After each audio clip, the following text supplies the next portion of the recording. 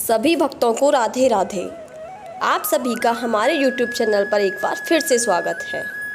आज मैं आप सभी को श्री कृष्ण जन्माष्टमी के बारे में बताने वाली हूँ। भाद्रपद कृष्ण अष्टमी को जन्माष्टमी उत्सव मनाया जाता है। इसी तिथि को श्री कृष्ण का मथुरा नगरी में कंस के कारागार में जन्म हुआ था।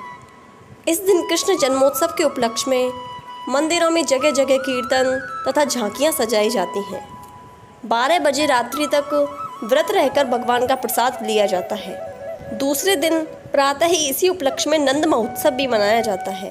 भगवान के ऊपर हल्दी, दही, घी, तेल आदि छिड़ककर आनंद से पालने में झुलाया जाता है।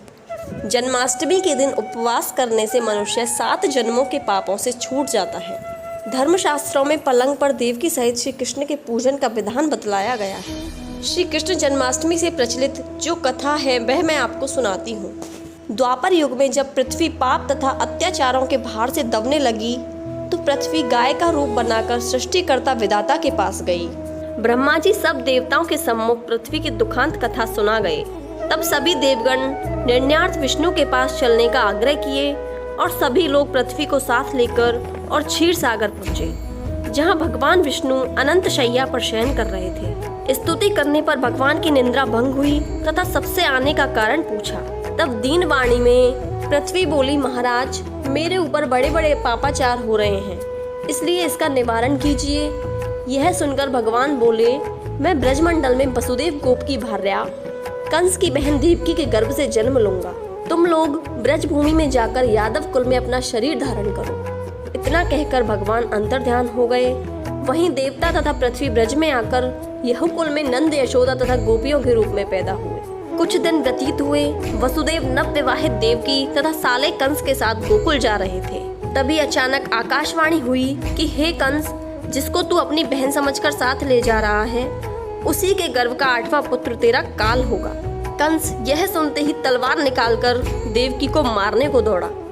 तब वसुदेव ने हाथ जोड़कर कहा, कंसराज, यह औरत बेकसूर है, इसे आपका मारना ठीक नहीं है। पैदा होते ही मैं आपको अपनी सब संतानें दे दिया करूंगा, तो कौन आपको मारेगा। कंस उनकी बात मान गया तथा उन्हें जेल में ले जाकर बंद कर दिया। इसी रीति से वसुदेव अपने सभी पुत्रों को देते गए तथा पापिष्ट कंस उन्हें मारता गया। देवकी के 7 पुत्र मारे जाने के पश्चात 8वें गर्भ की बात जब कंस को मालूम हुई तो विशेष कारागार में डालकर पहरा लगवा दिया गया। भादों की भयावनी रात के समय जब शंख, चक्र, गदा, पद्मधारी भगवान कृष्ण का जन्म हुआ तो चारों ओर प्रकाश फैल गया। लीलाधारी भगवान की यह लीला देख वसुदेव देवकी उनके चरणों में गिर पड़े। भगवान कृष्ण ने बालक रूप में होकर अपने को गोकुल नंद घर पहुंचाने तथा वहां से कन्या लाकर कंस को सौंपने का आदेश दिया। जब वसुदेव कृष्ण को गोकुल ले चलने को तैयार हुए भी उनके हाथ की हथकड़ियां तड़तड़ाकर टूट गईं। दरवाजे अपने आप खुल गए। पहरेदार सोए हुए नजर आए। वसुदेव ने जब कृष्ण को लेकर यमुना में प्रवेश किया तो जमुना जी भरने लगी, यहाँ तक कि गले को छू लिया। चरण कमल छूने को लालच जमुना कृष्ण द्वारा पैर लटका देने पर बिल्कुल घट गई। सुदेव यमुना पार कर गोकुल गए। वहाँ खुले दरवाजे तथा सोई हुई यशोदा को देखकर बालक कृष्ण को वहीं सुला दिया और सोई हुई कन्या को लेकर चले आए।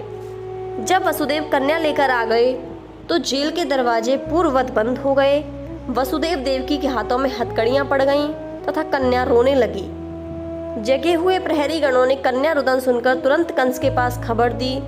यह सुनते ही कंस ने कन्या को लेकर पत्थर पर पटकना चाहा, लेकिन वह हाथ से छूटकर आकाश में उड़ गई तथा वहां पहुंचते ही साक्षात देवी के रूप में प्रकट होकर बोली, हे कंस, तुम्हें मारने वाला तो गोकुल में बहुत पहले ही पैदा हो चुका है। यही भगवान कृष्ण बड़े होने पर अकासुर, पूतना तथा क्रूर कंस जैसे राक्षसों का वध कर पृथ्वी तथा भक्तों की रक्षा की। अतः इसी उपलक्ष्य में जन्माष्टमी के पर्व को बहुत ही धूमधाम से मनाया जाता है। अगर आपको वीडियो पसंद आया हो तो वीडियो को लाइक करें और चैनल को सब्सक्राइब करें।